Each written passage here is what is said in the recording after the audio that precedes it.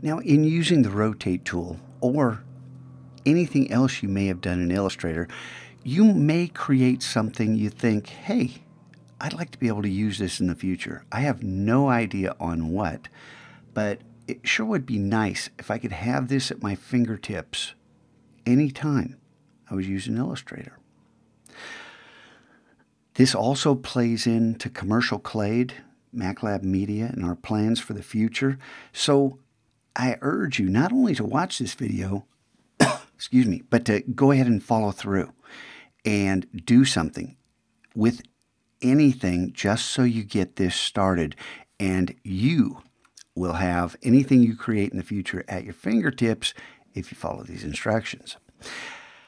All right, so let's pretend like this is something I want to keep.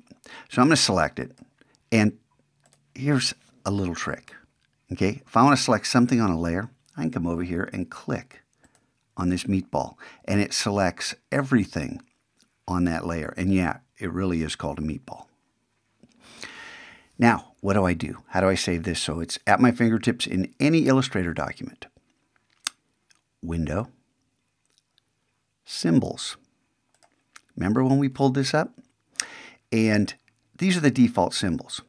Now, I told you what I think of these, and what I'm about to do, I would not typically do unless I knew there was some way around this.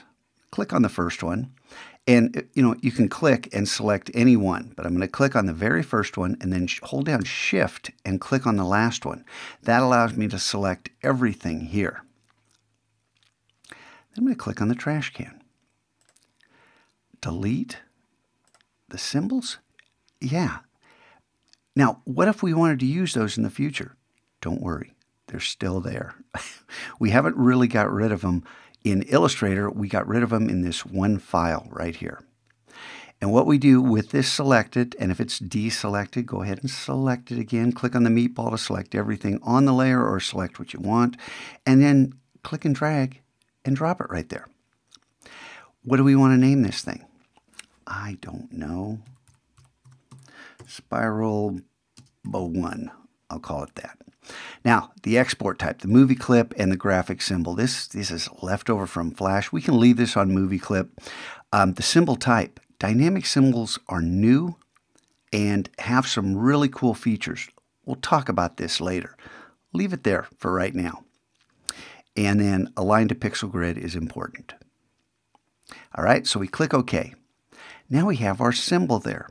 Now you can repeat if you've got a whole bunch of things here, but I want to get on with this, this little lesson and show you. See this hamburger menu? That's what these three lines are called. It's a hamburger menu. Click on it in the Symbols library and come down to Save Symbol Library.